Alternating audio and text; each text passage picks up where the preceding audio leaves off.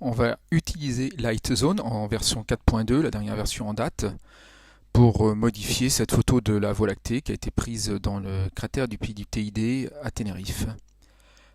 Comme on peut le voir, elle a été prise avec un Canon EOS 7D, avec une focale de 11 mm, une ouverture de 3.5 et sur une pause de 30 secondes. On referme tout ça. On lance l'iZone. Donc c'est un fichier JPEG, ce qui veut dire qu'il y aura du grain. Forcément, par rapport à un fichier RAW, on va pouvoir un peu moins le retravailler. Surtout que le Canon 7D n'est pas trop mal, mais reste un APS-C de 18 mégapixels. Et il a un peu de grain. On va le voir tout de suite. Il suffit de faire un zoom en pleine taille et on voit en effet qu'il y a un petit peu de grain dans l'image. Pas tant que ça, mais un petit peu quand même. On s'en sort pas si mal que ça, mais faut pas demander un fond parfait. Voilà. Il y a du grain qui s'est mis dans l'image. Mais ça ne va pas nous décourager. Vous voyez quand même, on a un petit détail. On voit bien là l'échelle, pour monter de cordée, du moins pour monter dans les roches. Et là, on voit que les roches commencent à tourner avec des petits points rouges. Ça, on va difficilement pouvoir le récupérer malheureusement. Il aurait fallu travailler sur une image RAW et il aurait fallu surtout avoir un appareil photo avec un capteur qui soit de meilleure qualité ou faire de la superposition d'images de façon à supprimer toute cette notion de grain. Je me remets sur le fit de façon à avoir une image plein cadre, voilà. Et on va tout de suite revérifier les informations de tout à l'heure rapidement. Donc on voit bien Canon 7D 10-24, c'était un Tamron 10-24 à 6400 ISO, 11 mm, 30 secondes. Comme outil, on va commencer par mettre un petit coup de pêche légère au paysage, mais sur la partie terrestre du paysage. Pour ce fait, je choisis le Relight, qui pousse tout. Je vais choisir une sélection de ce type de façon la plus précise possible, de façon à ne prendre que le bas de mon image. Alors, je démarre un petit peu avant et je clique. Voilà, avec la souris, typiquement. Je fais un découpage, assez approximatif pour cette démonstration. Libre à vous de zoomer sur les zones qui vous intéressent pour faire un découpage d'une qualité irréprochable. Là, c'est pas forcément le but. Le but, c'est de montrer comment retraiter l'ensemble de la photo. Voilà, le rocher vertical.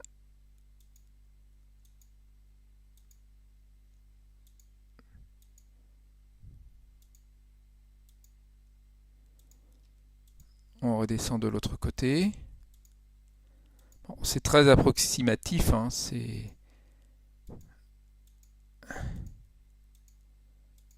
Voilà.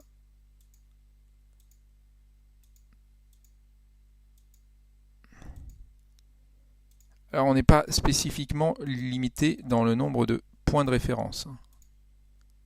Enfin, il y a forcément une limite, mais je pense qu'elle est assez étendue.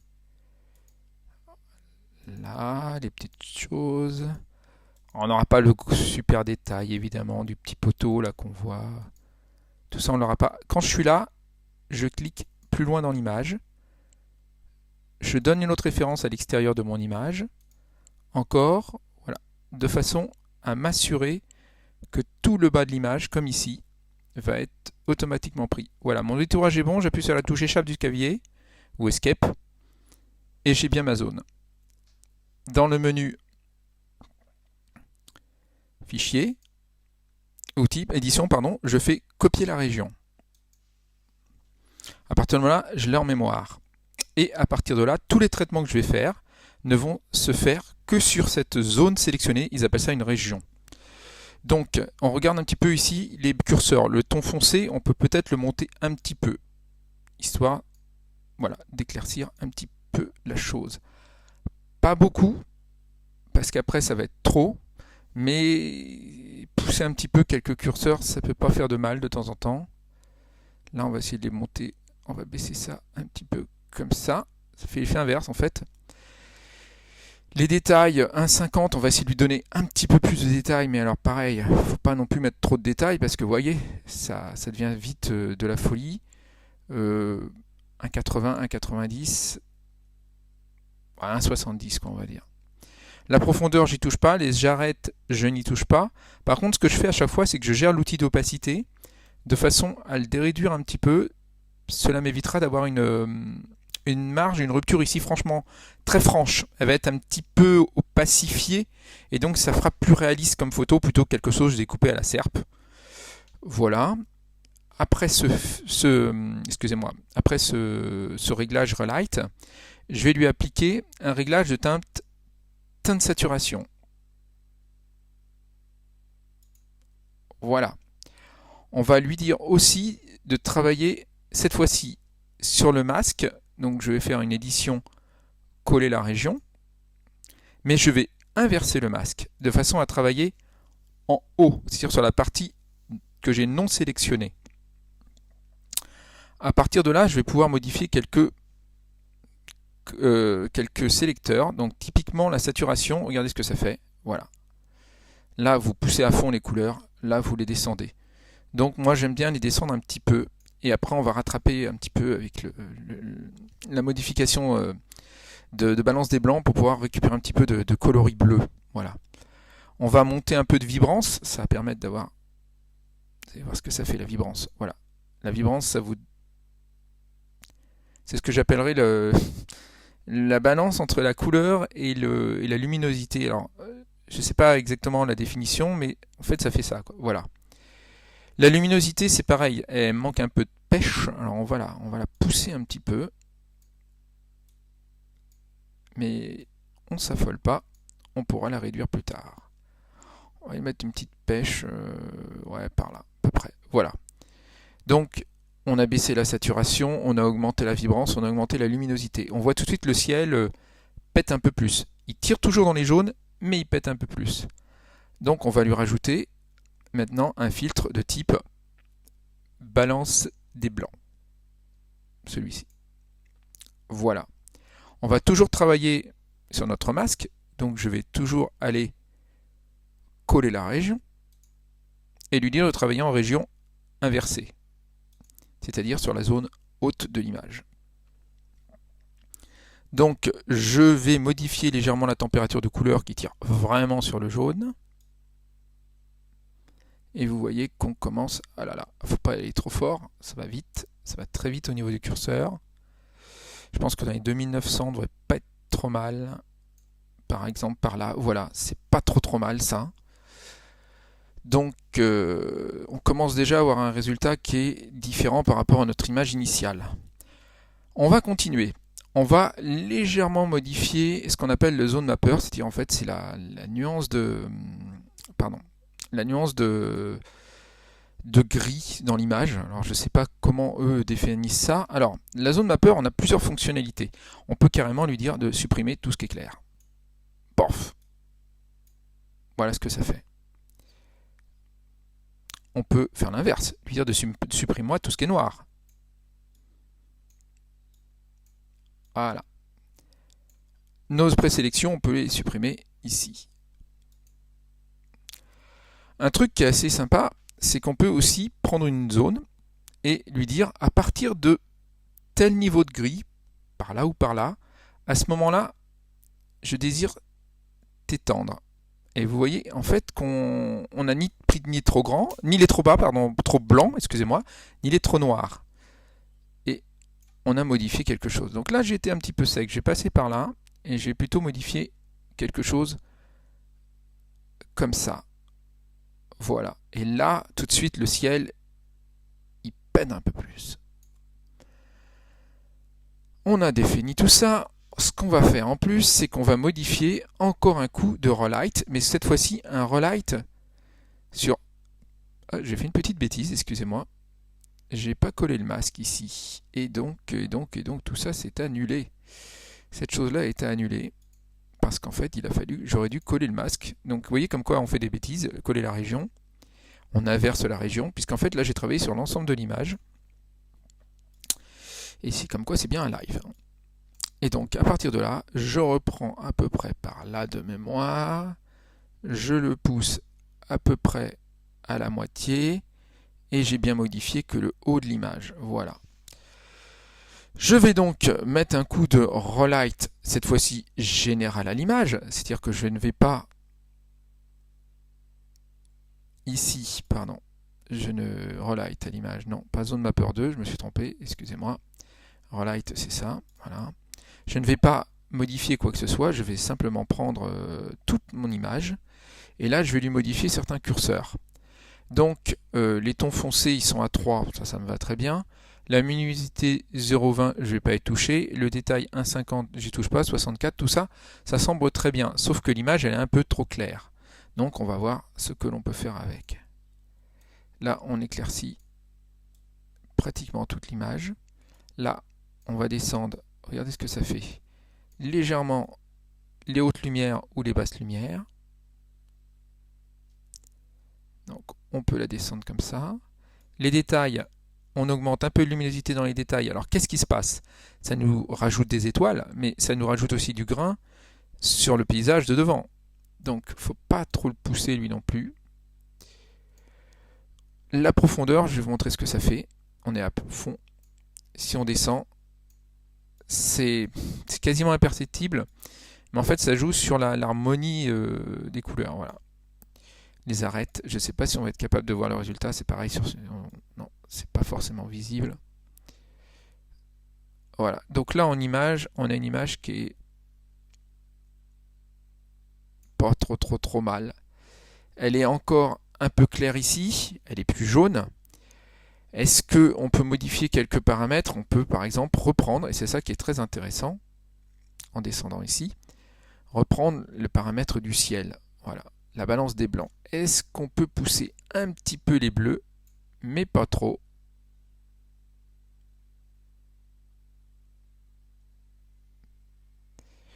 Allons-y doucement avec la molette. Je fais ça avec la molette de la souris, hein, c'est très pratique. Allons-y doucement. Non, une des plus belles coloris, c'est quand même celle-ci par là. Voilà. C'est à mon avis un des plus beaux coloris qu'on puisse faire. Est-ce qu'on peut reprendre un petit peu la terre, la partie basse, on va dire? On va essayer de travailler sur les hautes lumières. Ah, c'est trop. Il y a du grain qui apparaît tout de suite. On voit les points rouges. Et c'est le problème du JPEG, ça. On ne fait pas des trucs terribles avec les images JPEG. On y arrive, mais on ne fait pas des trucs terribles. Et là, on a du grain dans l'autre sens. Donc, malheureusement, on ne va pas pouvoir faire beaucoup mieux que ça. Les détails, alors à moins qu'on donne moins de détails, évidemment. Mais on baisse carrément tous les détails. Et à ce moment-là, on va avoir un petit peu plus de souplesse. Pardon, je me suis trompé de côté. Sur ces réglages, quoique en JPEG, on n'a pas grande souplesse. On n'a pas grande souplesse en JPEG. On est, oui, on est très vite, en fait, on est très vite, oui, on a très vite des points rouges qui apparaissent, quoi. Voilà. Si je pousse les détails à fond, vous voyez, voilà. Typiquement, on va baisser les détails. On va essayer de faire au mieux pour il y a du point rouge qui apparaît malheureusement. C'est facile en fait, on va zoomer un petit peu sur le bas et vous allez vous rendre compte un peu plus facilement. Voilà, vous voyez sur ce que j'essaie, avec quoi j'essaie de me battre actuellement. C'est ces points rouges, en fait, qu'il n'y en ait pas trop, mais malgré tout que ça ne devienne pas foncé comme tout et qu'on voit rien. Donc c'est pas forcément évident. Faut jouer entre les hautes lumières et les tons foncés. Il recalcule. Alors là, je peux vous assurer que la ventilation du PC portable, elle est à fond. Voilà. Et ben, il n'y a pas grand chose de terrible à faire. C'est un JPEG. On va pas dépasser les 420, 430. Voilà. Et de ce côté-ci, on va baisser un petit peu les écoutilles. Voilà. Et les détails, il faut surtout pas que je les monte parce que ça devient catastrophique. Voilà. Pour le relight, on n'a pas trop autre chose à faire. Pour la teinte de saturation, qu'est-ce qu'on peut faire? Pas grand chose, mais c'est sur le ciel de toute façon. Donc, si on peut peut-être jouer sur la teinte de saturation du ciel, mais on va essayer de voir ce qu'on peut faire un peu, mais ça va pas être gagné non plus. Ouais, là on va trop dans les bleus faux artificiels, on va dire. Rapidement, on va dans le bleu artificiel. Faut pas, ça fait trop faux ciel, on va dire. Voilà, là, on voit que ça tire dans les roses. Faut vraiment, non, je pense que le réglage initial était pas mal. Ouais, voilà, peut-être un peu descendre comme ça, on peut se permettre. Voilà. Saturation, on va voir si on peut gérer un peu. Ah, ça ramène du rouge. Et là, je vais être trop blanc. Ouais, là, je vais être trop bleu. Non, 32 est pas mal. La vibrance, voir ce qu'on peut gérer un peu. Ça fait péter un petit peu les étoiles, là, ouais, en poussant un peu la vibrance. Si on réduit, si on met en fight, voilà, ça fait... Voilà, on va voir tout de suite ce que ça fait. Voilà. Alors ça ramène un peu de rouge, mais ça ramène un peu de rouge, quoi. Faut le juste milieu entre les deux, quoi. C'est pas facile, ça, à traiter, la vibrance. Alors est-ce qu'on se dit, je tolère du rouge, mais je sais pas. Je pense qu'on va faire ça comme ça. On va prendre une zone de tolérance. La luminosité, on fait péter un peu plus, ou on assombrit le ciel. C'est bien quand même de voir les étoiles qui pètent un petit peu, c'est fait pour ça, surtout la Voie lactée. Voilà. Le zone mapper, je ne vais pas être touché. Le relight général de la photo, est-ce que je peux me permettre de la pousser un petit peu? Il y a le rouge qui apparaît tout de suite sur le... Ici, et un petit peu de rose là, quoi, en fait, tout de suite. Ah non, on peut pas trop... C'est une image JPEG, on a un niveau assez limite en fait de curseur. Faut pas trop jouer avec. Voilà. Là, je pense que c'est pas mal, hein. Ce que je vais vous montrer l'original. Donc, on est parti de ça. On a quand même réussi à faire ça. Je pense que c'est pas mal. Il y a du grain rouge ici, c'est pas parfait. Faut pas oublier que c'est une image à 6400 ISO sur un capteur APS-C de 18 mégapixels. Donc, qui monte pas dans les ISO, hein. 6400, typiquement, le 7D, c'était son max pour avoir une bonne photo. Je dirais même qu'il fallait mieux s'arrêter à 3200. Bon, ça me plaît quand même moyen. Cette histoire de paysage là terrestre, c'est pas super quand même. Donc je préfère l'assombrir et avoir un résultat plus sympathique sur la photo. Donc je reprends le relight 1 et je vais l'assombrir un peu.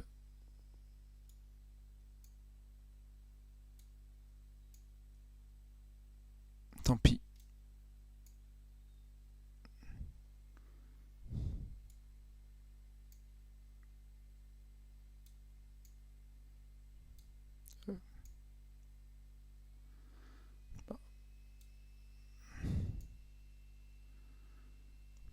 Je vais descendre un petit peu par là. J'ai assombri pas mal. Je... Ouais. Je vais voir ce que ça donne en format plein par rapport à l'original. Ah, on gagne pas grand chose sur le paysage, quoi. On a bien traité le ciel, mais on gagne pas grand chose sur le paysage. Qu'est-ce qu'on peut faire? Pas facile. Si on veut pas rajouter de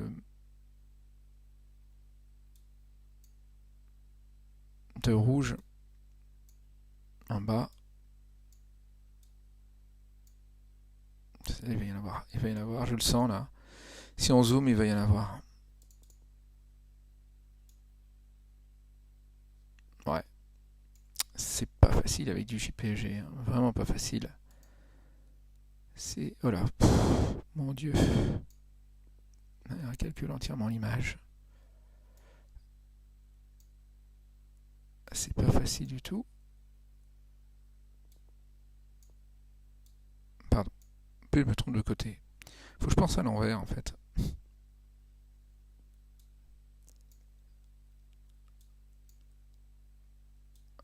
Alors, faut y aller doucement. Il y a moins de rouge.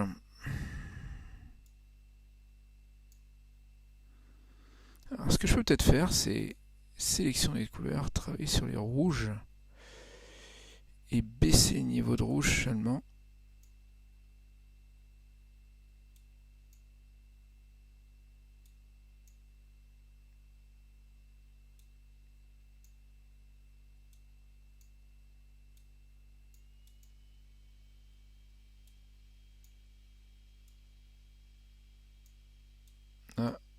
Là, ça augmente. Je sais pas si c'est vraiment formidable comme truc, ce curseur-là. Non, ça n'a pas l'air d'être très efficace. La sélection en mode de couleur, là, ça n'a pas l'air très très efficace. Ouais. Donc non, malheureusement, peut-être un truc, c'est baisser l'opacité.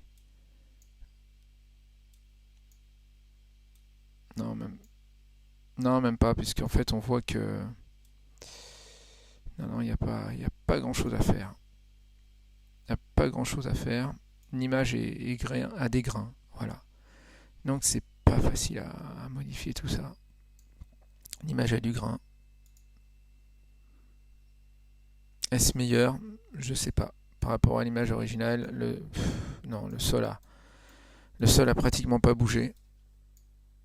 On a juste fait en fait que retraiter quasiment le haut. Bah, de toute façon, on va le savoir tout de suite puisqu'il suffit de désélectionner. Voilà. Ah, vous voyez, d'ailleurs, c'est peut-être même mieux d'origine. Le bas, malheureusement, est pas facilement récupérable. On va essayer quand même de lui faire des trucs. Un petit peu par là pour lui donner un petit peu de quelque chose, un peu de vitamine. Voilà, mais c'est pas facile. Il y a tout de suite du grain rouge qui se produit, quoi. Voilà, si on regarde avec ou sans le retraitement, on fait sortir un petit peu de détail à la roche, mais c'est pas. Ça devient rouge, quoi, ça tire au rouge. Voilà. Bon, quand on regarde par rapport à l'image originelle, il y a quand même un changement. Mais c'est pas encore la perfection, quoi. Voilà. Enfin bon, c'est un traitement qui est aussi vite fait. Il y a plein d'autres traitements qui existent qu'on peut travailler dessus.